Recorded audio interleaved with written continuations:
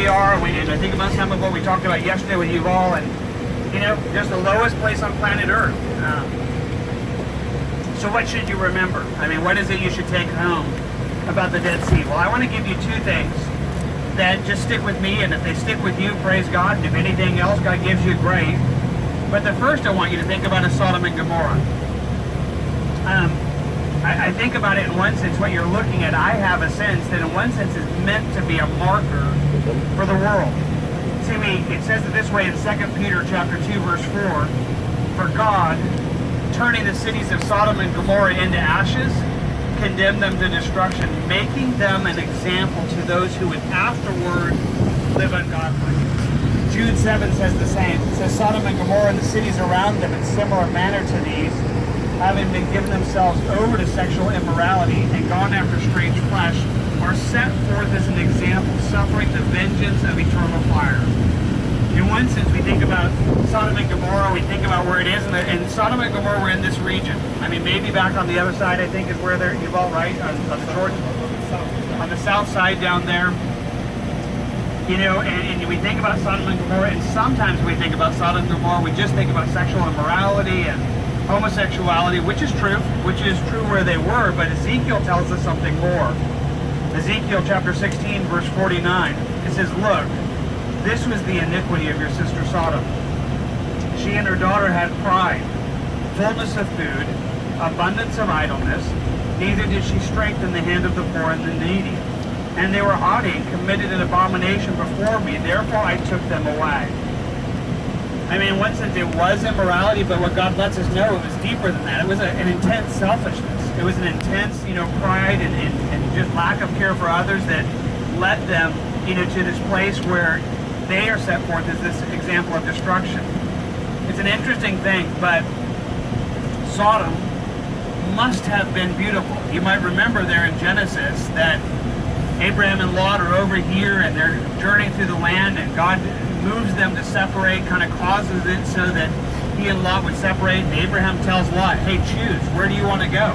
And Abraham chooses Sodom because he says it was as the Garden of Eden. Lot. I'm sorry, Lot. Lot chooses the Sodom because he says it was as the Garden of Eden.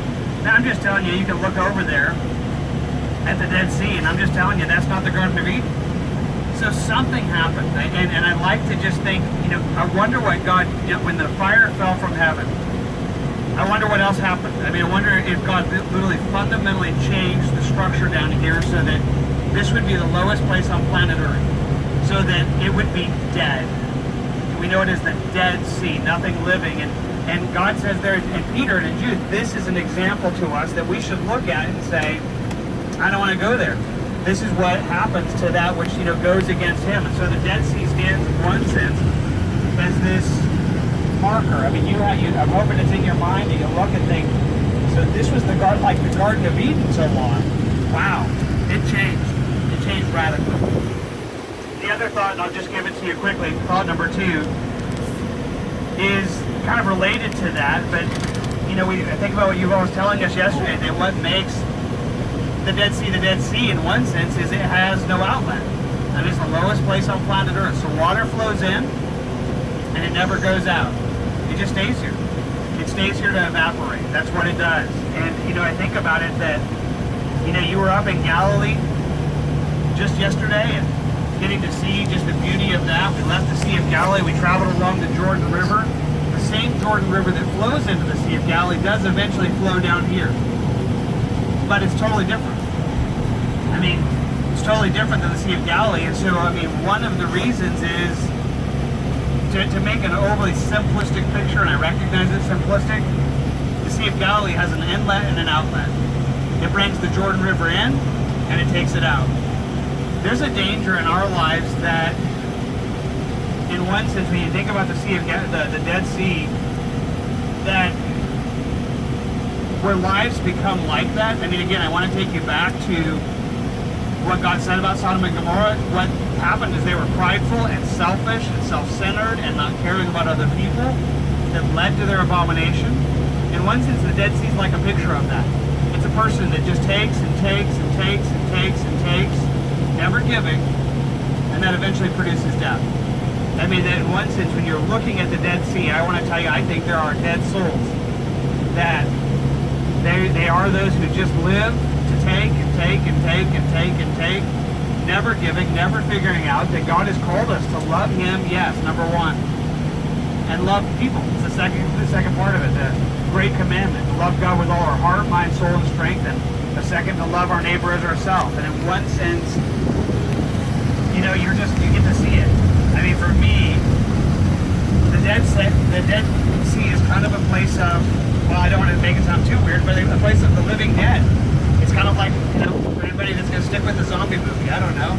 There it is. It's dead. I mean, this is death. This is what it is, and nothing comes in, nothing goes out, and it reminds us of that. And in one sense, I just want you to kind of remember that this is a place of death, and death really is defined in many ways by those things where we become so incredibly just self-centered, and we're taking and taking and taking, not giving, that we become those who, I mean, that's really, I mean, there's such a connection in there, because that's what Lot even chose when he chose this place. It was self-centered. And God's inviting us to be in a place that, in a world that is struggling with death, that you don't become somebody that just lives off of everybody else, that just takes and takes and takes and takes, and doesn't give, doesn't do that. God hasn't designed us for it. He's designed us to be a people that are involved in our world. He's given us talents. He's given us spiritual gifts as believers that we're meant to invest into other people. And yet the sad reality is there are believers who take and take and take and take and never serve, never do anything for Christ. And I just want to tell you, you get the example of death. That's what happens there beside you. So, a couple quick thoughts. When you think about the Dead Sea, that at least in my mind, they're just, sometimes a picture's worth 1,000 words. You know, you just can sit there and go, yeah, that's what it looks like. Questions or thoughts?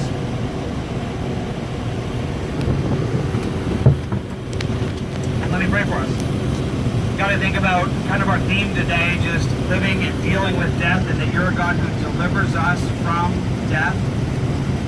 I thank you that you do. And we're driving by the Dead Sea, and certainly, Lord, you have set it forth as an example for us.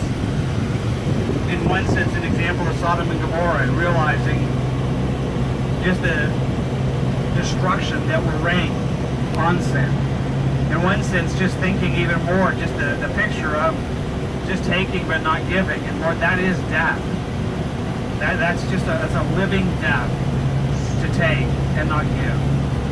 God, I pray that you would teach us, and even here, you would do what you said. I hold that verse before you that we've kind of just walked our way through a number of times today there in 1 Corinthians or 2 Corinthians, that you tell us that you're the God who has delivered us from death, that does deliver us from death, and will deliver us.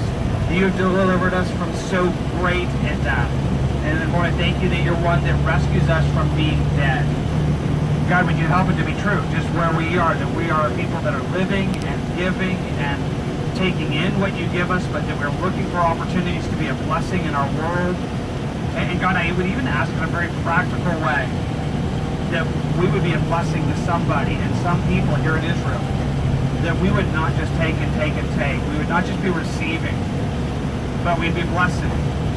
Where that's encouraging, where that's praying, where we're using our lives to impact other people. I ask that you teach us not to be dead. Rescue us from death, Lord. I ask for it now. In Jesus' name, amen.